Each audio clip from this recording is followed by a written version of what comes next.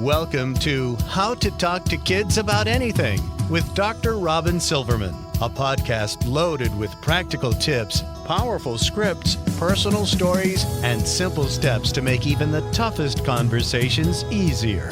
So get ready to get the information you need to make the impact you want from someone you trust, your friend, parenting expert, Dr. Robyn Silverman. Before we jump in, I want to share something that has become one of the most meaningful parts of my work. I absolutely love getting to speak to parent groups and youth serving companies and schools, educators, people who are doing leadership organizations about how kids can open up, build resilience, strengthen confidence, become leaders, and navigate life's toughest topics. There is nothing like being in a room where people are learning and laughing and taking notes if they want to, walking away with tools that they can use right away. Recently, one parent raised her hand during a Q&A and asked, "Can we talk every night?" Well, I can't promise that, but if you're part of a school or a parent association, a conference or community group, and you're looking for a speaker, I'd love to connect. You can find my speaking topics and information at drrobynsilverman.com. All right, let's get on with the show. Every parent wants to raise kids who are strong, confident, and able to handle what life throws their way. But in today's world, it can feel like we're getting mixed messages. Are we supposed to protect our kids from having to cope with hard things or push them to toughen up and deal with it? In this episode, we're talking about a different way forward, one that helps children build real resilience, not through pressure or perfection, but through connection, compassion, steady support, and the chance to make mistakes and grow from that. We'll explore how to raise kids who are brave enough to take healthy risks, recover from setbacks, and keep going even when things don't go as planned. Brandon Webb is a father of three, a combat-decorated Navy SEAL sniper, a multiple New York Times bestselling author, and a Harvard Business School alumnus. In his new book, Puddle Jumpers, Brandon brings together what he learned as a Navy SEAL performance coach and what he discovered as a dad, that real resilience is not built through pressure and perfection, but through connection, compassion, and giving kids the confidence to fail forward. His work offers practical, battle-tested tools to help parents raise grounded, capable, emotionally strong children who are ready to leap, splash, recover, and grow. Welcome, Brandon, to How to Talk to Kids About Anything. Thanks for having me, Robyn. Before we dive in, what's one thing going really well right now and one thing that's challenging you?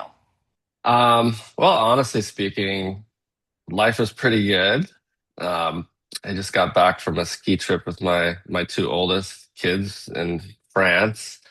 My challenge, I'm dealing with some joint issues, like just old injuries from the SEAL teams coming to haunt me. So I have an ortho appointment in May in New York, right before the book officially launches. So, but that's probably my biggest challenge these days. Yeah, I get that. And I know you said you were getting a massage today. So hopefully Yeah. that will help. Yeah. Yeah. Pilates too. Pilates There has you been a go. There you lifesaver. go. I know. It's amazing what happens at this age now. You're like joint pain. You say that you want us to raise puddle jumpers in your new book, and it's the kind of humans who look at the world, see the risk, and leap anyway. What are one or two things that parents can start doing today to help their children become more courageous, take positive risks, and grow from the experience? I mean, I talk about in the book this experiment they did in Arizona in this Mars biosphere where they created this environment for scientists to live in this dome and they were growing vegetables and plants and trees. And what they discovered was that the trees would grow to a certain height and then just fall over, and they couldn't figure out why. And it was because they lacked the stress of wind to make the roots and foundation strong. So I use that as a great example for kids. I feel like maybe parents are in a rush and they try or they're overprotective and they try and you know, protect the kids or do everything for them just because it's maybe more convenient. But letting the kids do these tiny, ordinary things. There's a study I I referenced called the ordinary magic of everyday things. It stacks up over time, and I think it builds confidence. And a lot of parents, um, surprisingly, don't do that. I never set out in 100 years that I think I would write a book on parenting, but I just kept getting after my peer group would meet my grown kids, they're like, wow, they just kept like your kids can hold a conversation. They look me in the eye. They're not on their cell phone. And so I just kept getting all this positive feedback. And then they'd ask me for advice. And I said, okay, maybe I have something to offer in the parenting space.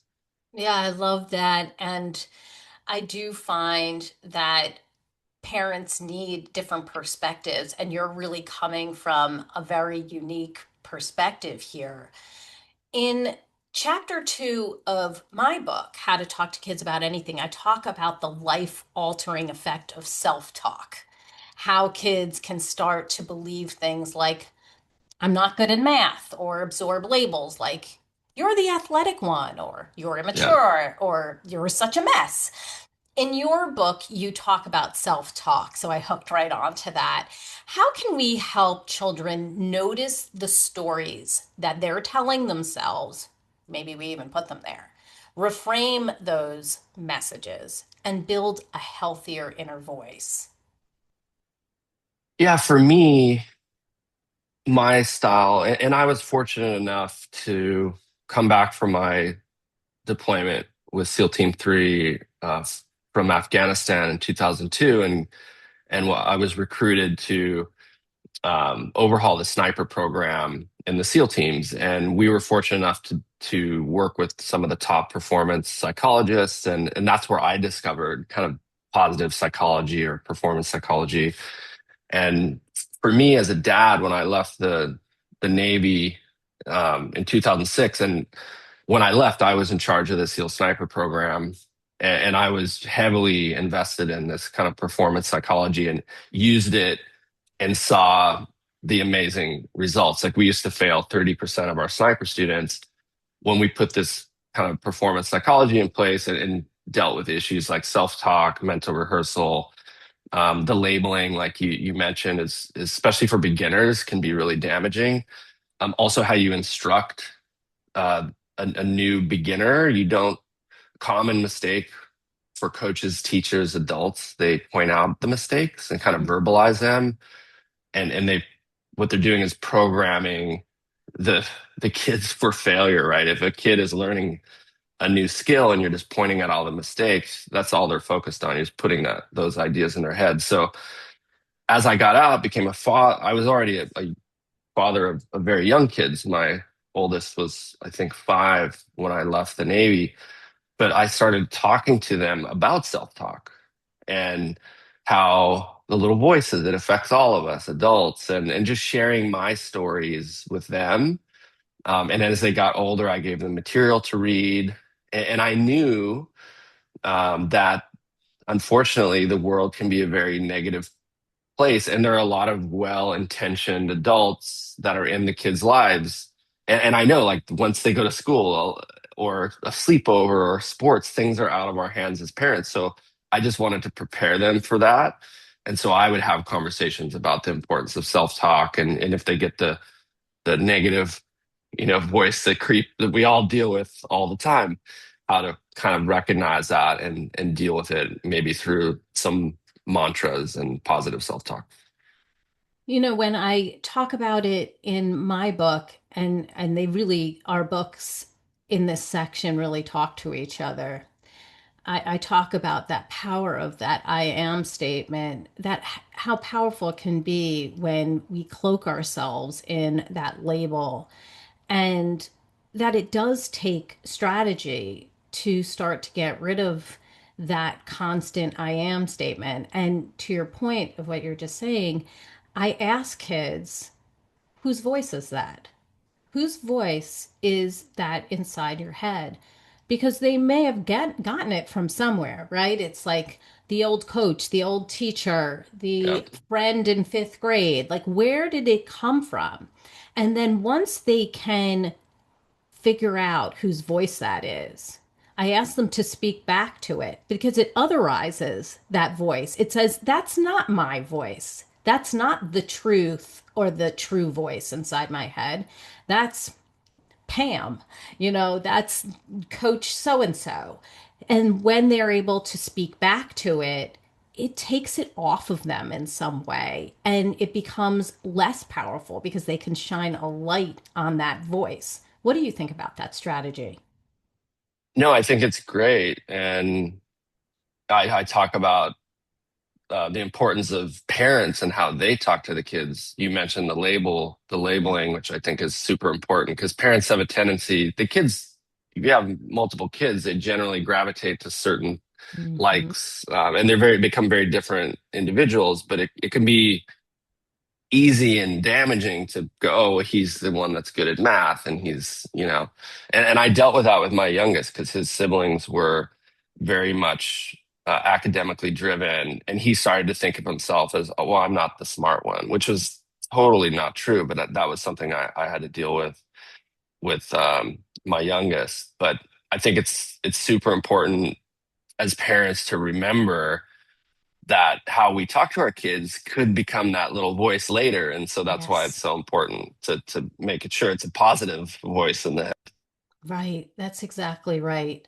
So let's play a quick game of don't say that, say this, because I really feel like this is your wheelhouse and something that we on this show do a lot because parents and educators want to walk away with the actual scripting that they can consider and then put in their own words. You have great language swaps in your book. So, for example, instead of saying, that's just not who you are, what should we say? I would say, what kind of person do you want to be? Right? Putting it back in there, in Yeah. their field. Instead of saying, you failed, what should you say? What can you learn from this to make you better next time? Right? Taking it as a learning opportunity. Instead of saying, I told you so, what should we say? Again, I would say I would use it as a learning moment. Okay. Right. Rather than I told you so. I was like, let's talk about this. Like, and let them kind of verbalize it from their perspective. Right. And it was also one of the things you brought up was like this is a hard way of learning something, but it has sticking power, right? Yeah. Instead of you'll regret that, what should we say?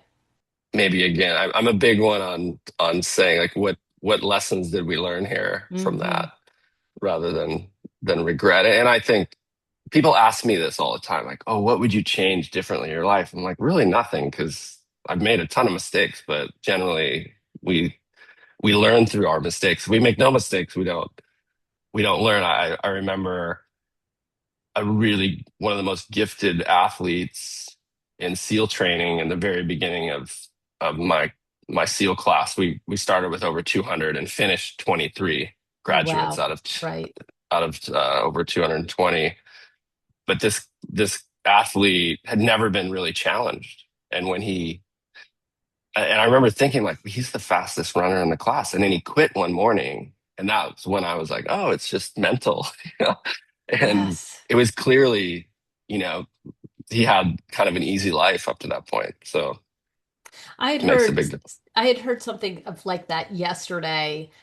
My husband and I do a lot with gyms across the nation and people who are working with kids at all different realms and somebody had said that this person had quit who was in cheer because they weren't getting the mat time that they had been accustomed to in previous years when they were in a different situation, right? They had moved to a different location, I think from high school to college, and quit because they weren't getting the same type of attention. And I find it interesting that that happens over and over again in our lives. We go from being experts to being the beginners again. And when we become the beginners again and have to earn our space, not just because of our talent, but also because of who we are and what we contribute to the team, and also the other people who've been there for longer, who have earned their spot. It can be a tough pill to swallow. What do you say to people who are in that situation, who go from I was the expert, I was the star, to now I'm in a new situation where people don't know me as well and I now have to re-earn my spot? I just thinking about quitting. Yeah, that I also see quite often, and I think for me it's powerful to share stories. And the one that came to mind as you were talking was when Michael Jordan didn't make the varsity team, I think until he was a junior, and he Hmm. just used it as motivation. And one thing I liked, I was reading, uh, I think an excerpt from your book where you talked about the talented jerks, right? And my youngest, Tyler, was one. He made the basketball team as a freshman. He was the Yes. best freshman on the team. 2 weeks later, coach sent his mom and I an email saying he was kicked off of the team, not because his talent, because he was kind of a jerk. He was just not listening, being distracted, and just thought he could be like this, swaggering, fresh, cocky freshman. And it's like, you're out. And he was shocked. Like he was Hmm. absolutely shocked. And I knew, I was like, this is going to be a great lesson for him. And either it will go one way or the other. But thankfully, he really knuckled down. He had to spend a whole year watching his buddies go suit up for the basketball game. Um, and then next year he tried out, made the team, and the same coach wrote an email to us, and I published both these in my book, Puddle Jumpers. And he said, I don't know what you and your wife did, but this kid is a different player. Like he really took it to heart and was like, he's a team player. You know, he's unselfish, you know, just keeps his head down, does the work, doesn't talk back anymore. He's like, so it was nice to get that. And I think the tendency, because I used to coach Little League, and the parents can be terrible. Um, as far as it's okay to advocate for your kid, but when you're getting like solid feedback from a coach or a teacher, sometimes you got to take it to heart. Okay, my kid's not perfect, and we took it to heart, and we had some tough talks with our youngest Tyler, and I gave him some examples of my swim buddy in SEAL training who we ended up at the same team together, SEAL Team 3, and he was extremely talented, but he's always like trash talking other guys. And then when he had an issue come up, he got this reputation, and then he eventually got kicked out of the teams. I remember 5 years later, I saw him at the pool going through SEAL training all over again. I have my oldest Jackson was maybe 2 or 3 years old. We were going to swim on lunch break at this combat training tank in San Diego. And there's my swim buddy. Had to go through buds all over the SEAL training all over again because he was a jerk and Yeah. nobody, And so I think it's important to, as parents, to like look at that feedback and take it and not just go, I think it would have been, I know plenty of parents who would just emailed that coach back and said, how dare you kick my kid off Yes. the team, and just go ballistic when like, actually, yeah, there's, that's honest feedback and you got to take Yeah. it seriously. No, I think that's really, really important. And I highlighted that story that you told in the book of your son with the basketball. I write a character education curriculum called Powerful Words, Character Development, and it's been for over 25 years now. So that section really resonated with me. Anything that highlights character and why it's so important. But I would love to hear from you. Why do you think that character is so critical to success? I mean, it could have been that that coach just was like, he's talented, I'm going to leave him on the team. So why was it right for him to just kick him off? What's the reason why character is so important to the success of a team? Well, in my experience and all the military and units I've been in as a team, I remember we had in SEAL training, they put you in a 7-person boat crew, and um, you do everything. They line you up in a height line, and so you're all evenly um, matched for height because you're carrying these boats on your head with these straps. Mm. And there was a couple times where, we would inevitably they'd take a few foreign students, and we had this guy from Egypt in our class, and he just wasn't pulling his load, and it was easier to to do the job without him. Like he was making it Mm. worse for the whole team Mm. because he just had a bad attitude and wasn't pulling his load, so that's a good example. Sometimes it's just, it's better for team chemistry if the team is really working well together. It's with a smaller group, it's easier to get the other guy out of the way. And you see it in professional sports all the time where you have a talented, arrogant athlete Yeah. and the team isn't functioning. He has the ball all the time if it's basketball.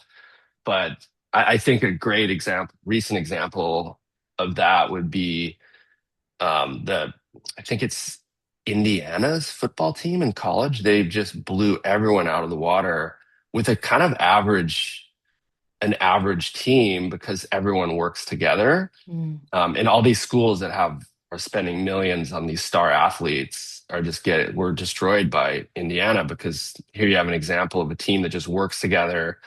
They don't make a lot of the little penalty mistakes, and they had a dominating season. But it's extremely important to have these conversations with your kids about and use these moments as learning examples. I actually remember when that email got sent when he got kicked off, and because he was a real challenge in middle school as well. I tell a bunch Mhm. of stories in the book about that. But I said, this is a gift. Like I'm going to use this as a real teaching tool for him to develop into a great young man. And recently I try and take a one-on-one trip with the kids every year. And I took him recently, he's 19 now and at the University of Oregon. And I took him to New York, and I was blown away at how polite and centered he was. And just like we were going to meet some of my friends and out to dinner. And I was like, wow, he has really turned into a great Mm. young man that I'm incredibly proud of. So this stuff, this Yes. stuff works. Yeah, it gives hope to people too. It's such an important thing when we can highlight those changes.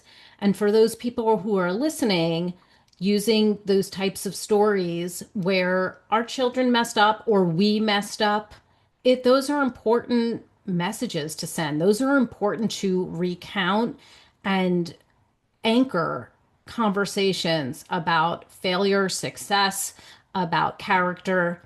I think that when we have those, it's so much more poignant and memorable than if we're trying to lecture a child and tell them, this is what you need to do. It's what happened the last time that you were challenged with this. And now, what kind of choice do you want to make? When you had mentioned that idea of you'll regret that, you had mentioned that you want your kid to think through, like, let's picture what could happen in this situation. We've already been here in this different way. Now you're in this class. Now you're approaching, something completely different at work. Now you're in a different situation now, right? It's no longer basketball. Now it's something else. But how can we use that story to inform our visualization of what could happen if we make this similar choice again? So I think that's really can resonate with people. And for those people with younger children, I often encourage parents to take a picture of their kid when they've done something, successful. Maybe they've been courageous in that moment. It seems little, but take a picture, put that picture up. So the children are very visual so that they can see that picture and then say, that was me being brave. You are brave. Back full circle to that I am statement and those new labels that we can put on ourselves so that they can grow from that. You Yeah. had said that confidence is earned. So I would love for you to tell us more about that, about what parents and educators can do to help kids build real confidence in ways that might surprise us. Yeah, and just one quick thing because I wanted to mention it on the last conversation. I One of the things I didn't do a good job of that I regret, because when I started to write the book, I sent my kids a few questions, and one of them was, "What, as your father, what do you wish I had have done a better job at?" And my You daughter posted shocked this in me. the book. You put Yeah, this in the yeah, book. I saw that. Yeah. yeah. And Madison was like, I really wish you had have been more vulnerable and shared more of your experiences failing, Oh, because I did my philosophy at the time was I'm just going to be this super dad model good behavior, absolutely. which I think is important. But the one thing I missed was that, and it hit me like a ton of bricks because she said I would have felt a little bit more okay about taking risks and realizing that failing was okay. I was like, wow, that hit me. So I think what yeah, you're saying is super important because I sat across from a 21-year-old girl who had just, she left college like early because she felt like she wasn't succeeding. And this was after I presented. So it was the next morning, and she was with the person who had brought me in, and that her mother. And her mother had said to me, I'm nervous about this new thing that I'm doing, this new initiative that I'm doing at the school. And the daughter looked at her and said, Mom, I have never heard you talk about a single thing that you ever failed at.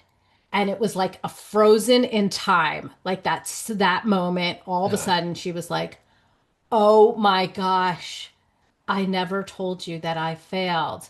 And all of a sudden, equating that to her daughter pulling out of college because she felt like she was failing and yeah, going, oh yeah. my gosh, I've got some work to do. So I feel that I saw it in action and I was like, wow, that is super powerful. We do need to talk about our failures more.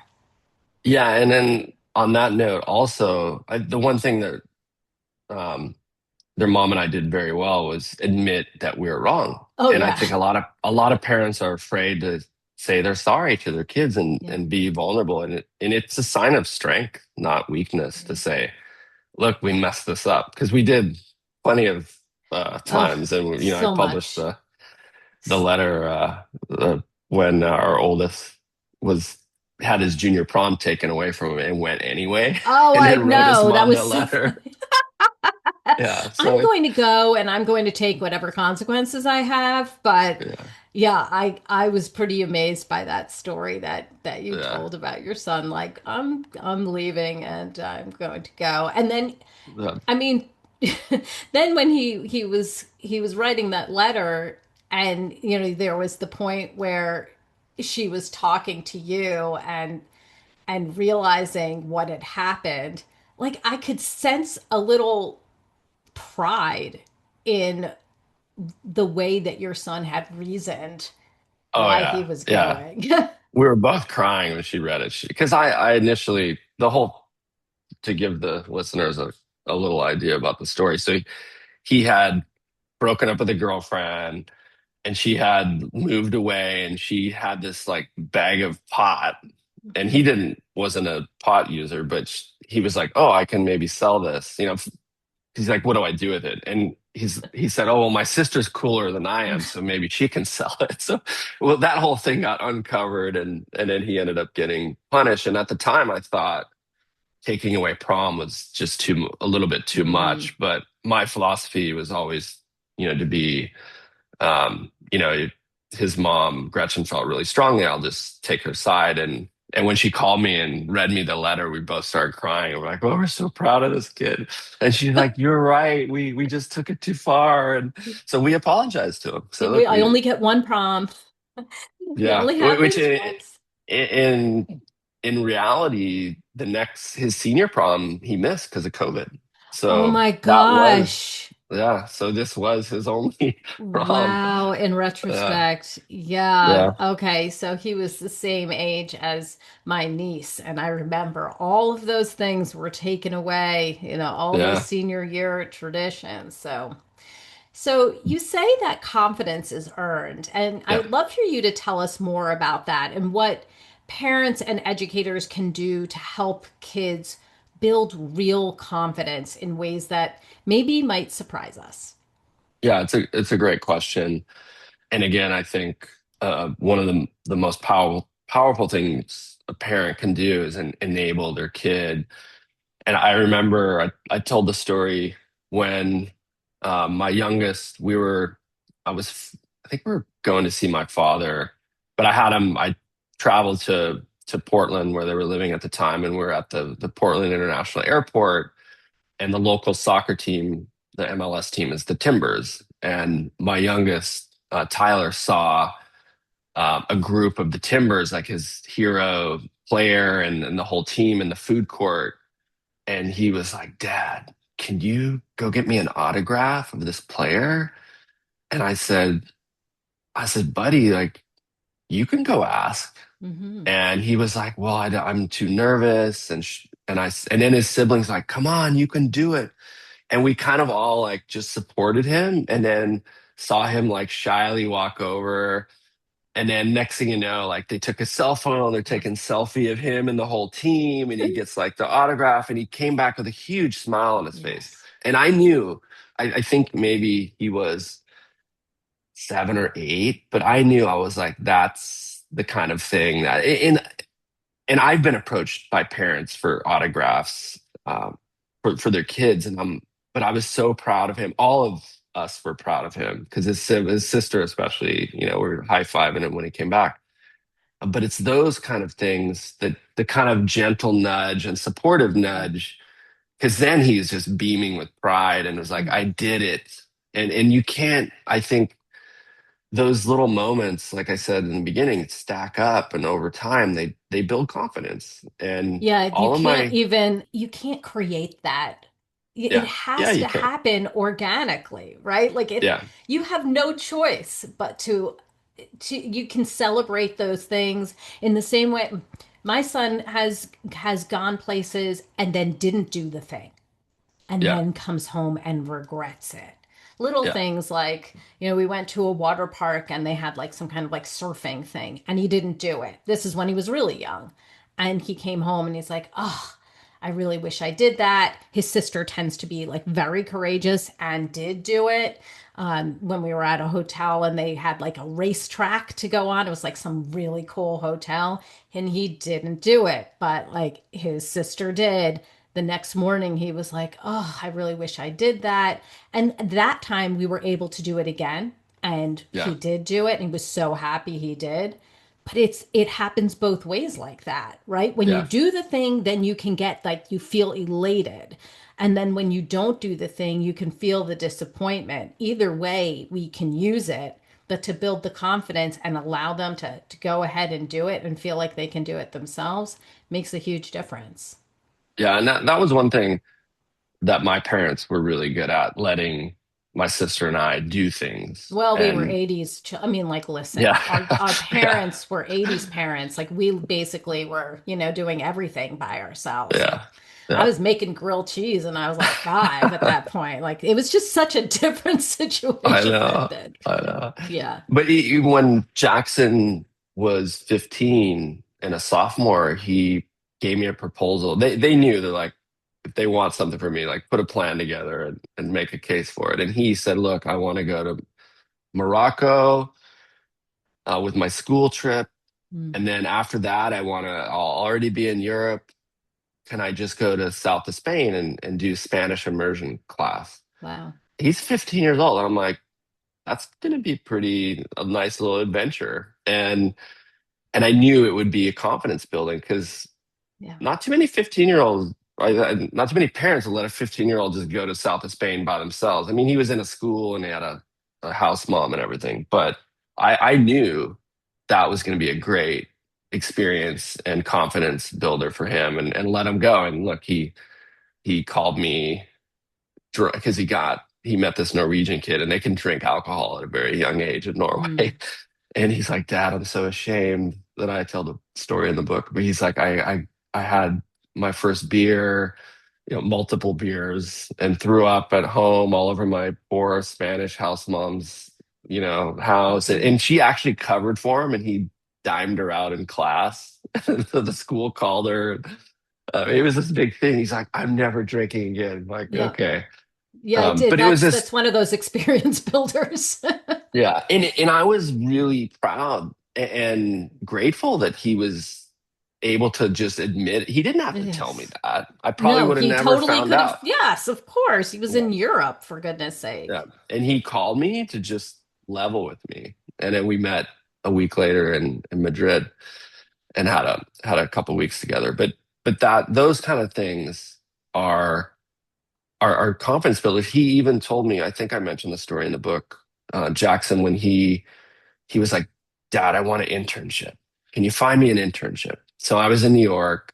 I had a friend that had a big HR company. He's like, yeah, I'll treat him like the college intern. So I remember I got him a Metro card in Manhattan and gave him his subway card. I was like, okay, here's the directions. I typed it out for him, and he's like, what? You're letting me go to by myself? I was like, yeah, just the 6 train is right outside my apartment. Take it 3 stops and you're at Grand Central. But he said that he still remembers that. He's Yeah. 24 now, and he Yeah. was like, that was a huge boost for me to feel like you had the trust in me to take the subway by myself to this summer Yeah. job. And it's Yeah. those kind of things that I think parents have to really think about. And even to my origin story of the puddle jumpers, right?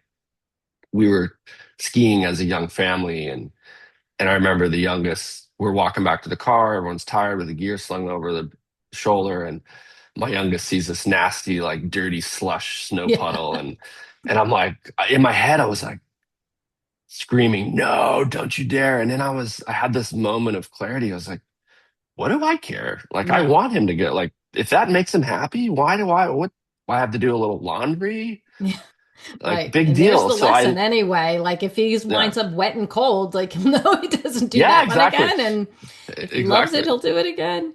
So I Yeah. let him go, and we all had a big laugh. And I was like, okay, I want to raise puddle jumpers. And that's where the title of the book comes from.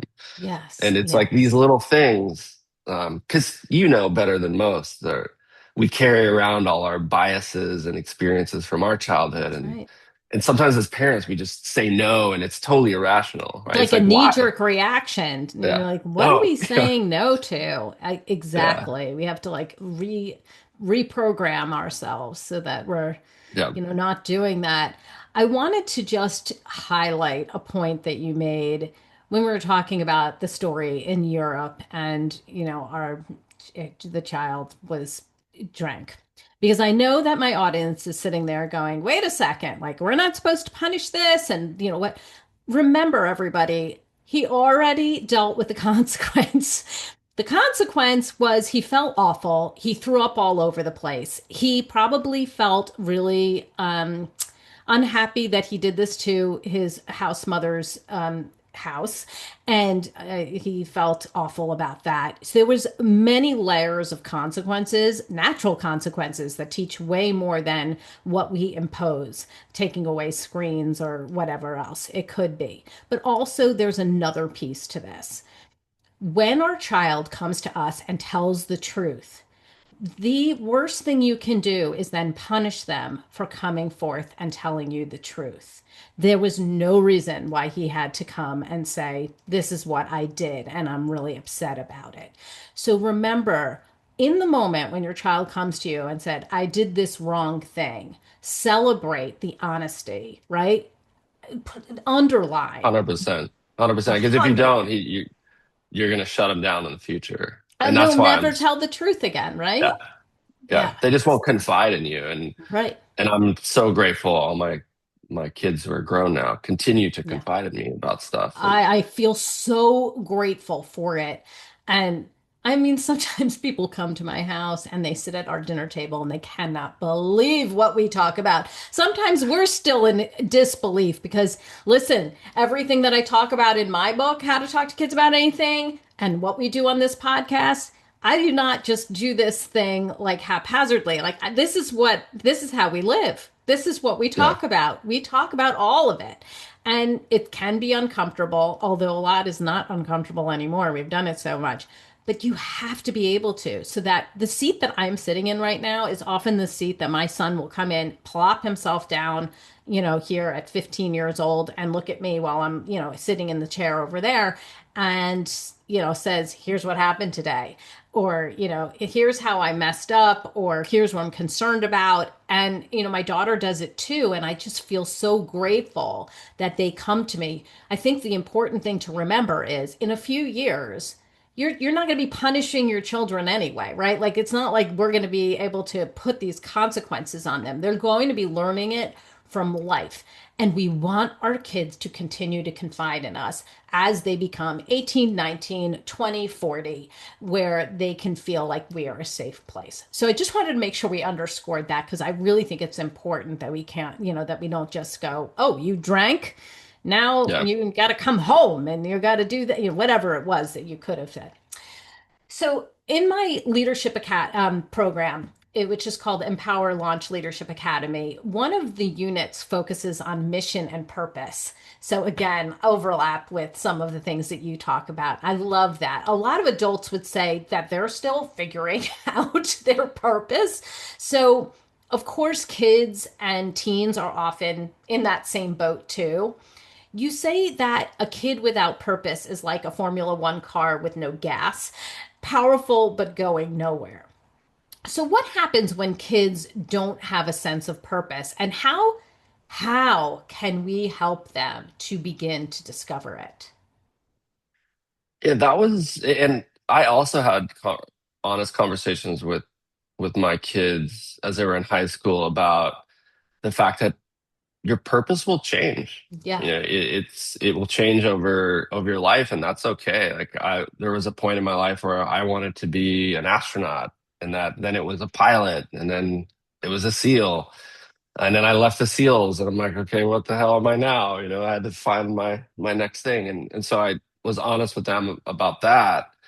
But my thing with purpose was really trying to expose them to as many experiences as possible, whether it's, and I took advantage of summer camps. I remember the first time my daughter I knew she had a talent for being artistic because there was this multidisciplinary camp in California where they did drama, they did art class, they were sailing, and they did all these different things. And I remember the art teacher pulled me aside when I picked them all up, and she's like, "Hey, your daughter has I think she has a gift."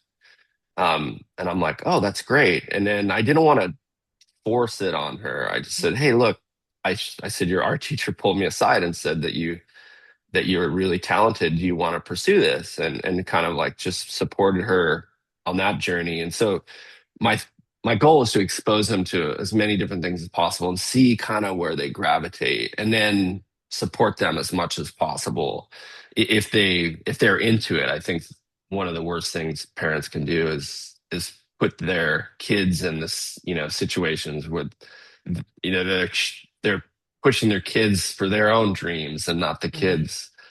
And so that was what I talked about. I gave them all Viktor Frankl's Man's Search for Meaning because that's an amazing book. It's a fairly easy read as well.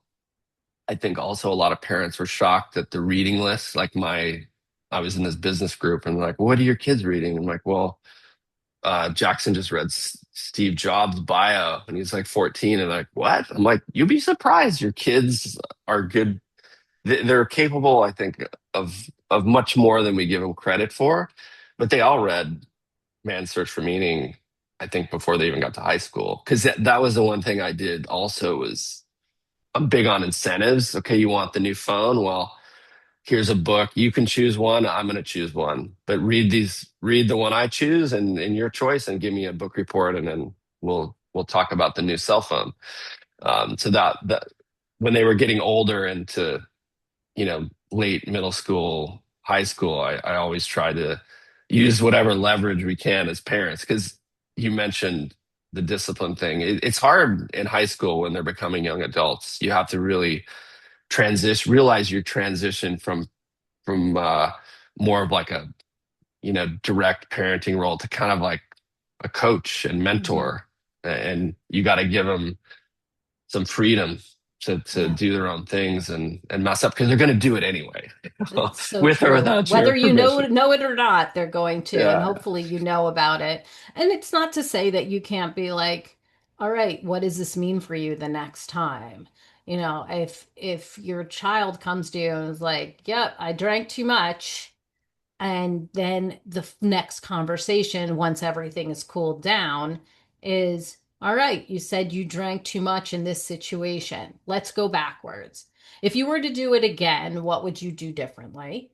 And the next time you're in this situation, what will you do differently?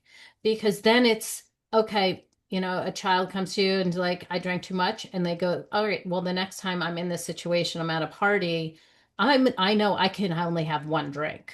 That's what I'm going to do. You might be thinking to yourself, my hope is that you don't want to drink at all ever again, because drinking is bad for you and you're underage, and it's poison for your body. Okay, that's what we want, but that may not be what's going to happen. What is going to be happening given their newfound information that they know because of experience? What are we going to do differently?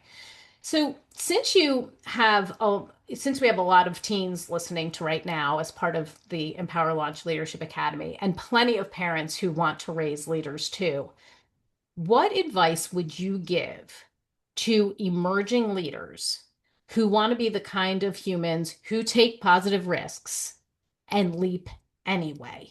What is the advice you have for them? I mean, for the parents, I would encourage them to surround like surround your children with positive role models. That was one thing I really was intentional of, especially with my daughter. I really wanted her to see that there were women doing things in the kind of career space. So when she would come to New York, I would take her to Sally, who was the head publisher of Macmillan, and I would say, Sally, can I bring my daughter by to have lunch or a coffee, and you could tell her story or your story to her, and always look for an opportunity to show her, like, look, these are women that are, doing things in the world. So, and I think that really had a positive impact on her. As advice to the teens listening, look, it's not going to be perfect, but if you feel strongly about it, just do it, try it, and it's okay to start something and realize this is not for me, but maybe you surprise yourself and you really enjoy it. But the thing is, if you don't do it, you're never going to know. Right. So Mm, I'm, uh, I'm a big believer, just like the Nike slogan says, just do it. yeah. I think parents of preteen kids, what one thing that I think I did a good job at, and I have my oldest son reaffirm this, was like the skiing example. They wanted to learn to ski. I put them in the ski school for a week, and halfway through the week, they're like, "We hate this. It's just frustrating, and I'm Mhm. cold." And this, I'm like, "Look, just finish the week. You started this. You got to Mhm. finish, and then if you're finished, then you can decide not to do it." Because and of course, at the end of the week, they got good enough, and now they're having fun, and that shows them the importance of kind of pushing through that sucky middle part. And I'm big. Like, if my youngest came to me and says, "Dad, I don't want to be in college anymore," I'd say, "That's fine, but finish your freshman year. Just Mhm. finish the year. Like, finish what you started." And I think that's a good habit to get into, Mhm. and then let them make the decision. But I would tell the young teens listening, like, just do it. because you might surprise yourself, and you're never going to learn unless you do it and make a mistake, learn from it, try again. And when If you you don't try it, yeah you'll never know. yeah, and I mean, I'm like shocked at how many adults I meet that are like, yeah, I just really wanted to do this with my life, but my parents, pushed me into medical school or pushed me to be a lawyer, Right. and they're just miserable. I'm like, this is Right. crazy. And this is your life. So you should be Yeah, able to choose. And now, by the way, you're 40 or 50 or 65. So let's let's make that yeah. happen. I was gonna But say I love your dinner examples because that's one thing I also think parents don't ask good enough questions of their kids. They just don't. They just ask these blase questions and they get these blase answers back. Like, how's your day? Oh, it's good. How's school going? Oh, okay. You know, yes. I was in New York with my youngest on our father-son trip, and we went to dinner. I asked him two questions that lasted 3 hours of conversation. One, what's a big pressure on you right now that your mom and I and your friends don't know about? And then I asked him, Ooh. what's something you're doing that you realize is kind of maybe a waste of time? And the first one was, he said, Dad, I'm really get a lot of pressure from my friends' parents because you're a Navy SEAL. They're all asking me like, "Oh, what are you going to do? Your dad's a Navy SEAL. Are you going to be a Navy SEAL?" And just put all this pressure on him. So we had a hour and a half conversation on that one. And then he said what he felt like he was wasting his time was his roommate in college was pushing him to go party. And he's like, I'm not a big drinker. And I realized that I'm just wasting this time going to these parties, getting drunk. Oh, And so I wow. had a whole conversation with him about peer pressure and it's okay to stand up for yourself.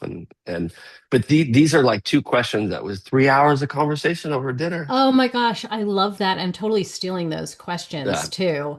I had made a promise to myself when I was writing the book that anything that I'm telling parents and educators to do, I'm doing it.